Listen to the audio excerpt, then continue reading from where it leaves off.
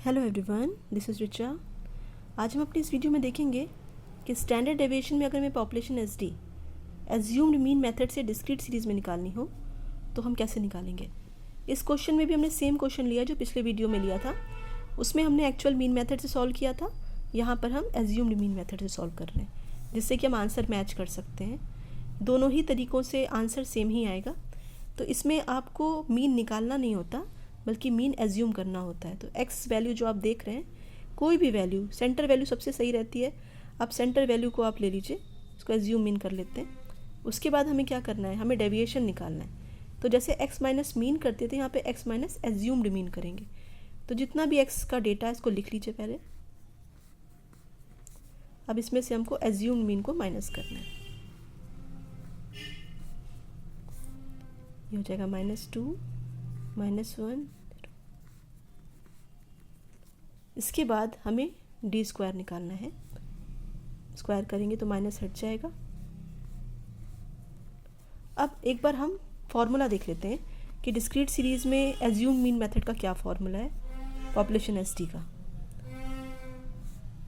Summation f d square divided by n minus summation f d divided by n का whole square, ये formula है। तो आप यहाँ पे देख सकते हैं हमें एफ डी स्क्वायर भी चाहिए, समेशन एफ डी स्क्वायर और समेशन एफ डी।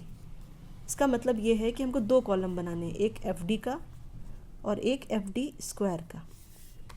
तो एफ डी का क्या करना है, ये जो आपका वैल्यू आया है इसको हम अलग से बॉक्स में कर देते हैं, जैसे ये विजिबल रहे ठीक से।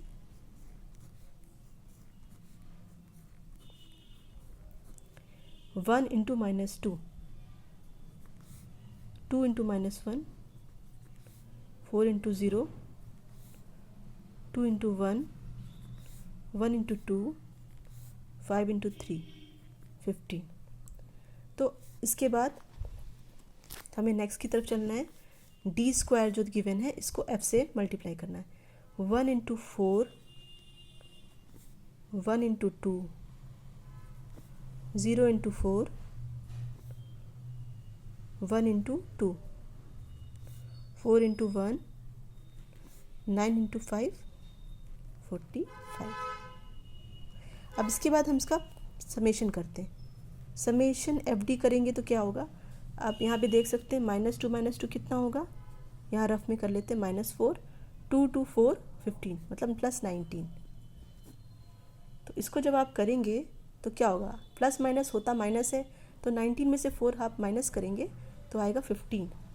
क्योंकि 19 के आगे पॉजिटिव साइन है, मतलब वो बड़ा है, इसलिए हम यहाँ पर कोई साइन नहीं लगाएंगे। मतलब अगर हम नहीं लगा रहे तो भी पॉजिटिव ही माना जाएगा। तो यहाँ पे आपका आंसर होगा 15।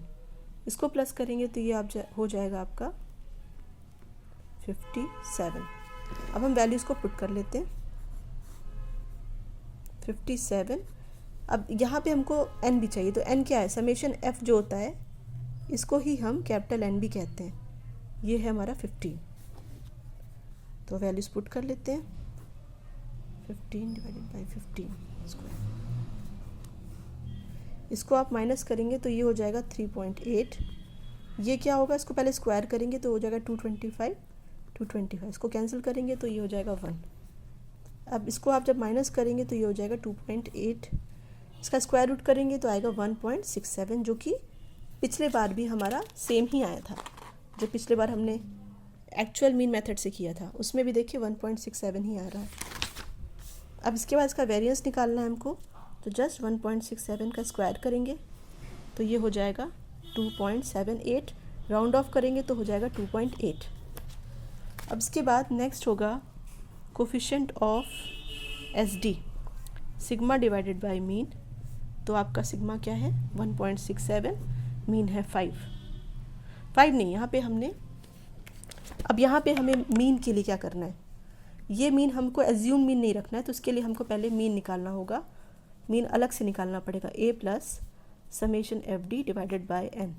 इस फॉर्मूले से आप मीन निकाल सकते हैं। इसका फ़ायदा क्या है, अगर बाई चांस आपसे coefficient of S D, coefficient of variation नहीं पूछा जाता, तो आप सिंपल, अगर आपको एस डी और वेरिएंस निकालना है तो आप एज्यूम मीन मेथड से कर सकते हैं, वहाँ पे आपको मीन की ज़रूरत नहीं पड़ेगी।